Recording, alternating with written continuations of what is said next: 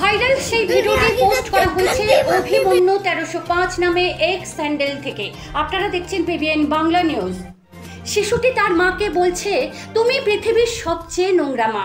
আজ আমি নিজেই বাবাকে বলবো তাকে ফেলে দিয়ে অন্য মাকে নিয়ে আসতে।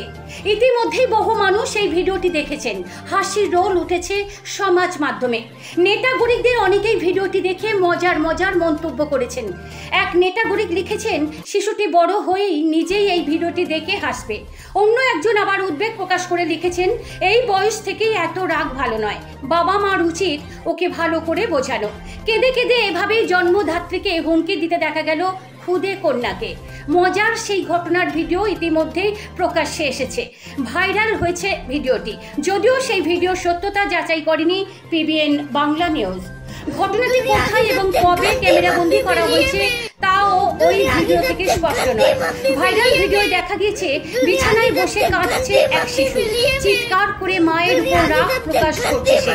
ওই শিশু কন্যাকে বলতে শোনা গিয়েছে, তুমি পৃথিবীর সবচেয়ে খারাপ মা, তোমার মতো খারাপ কেউ হয় না।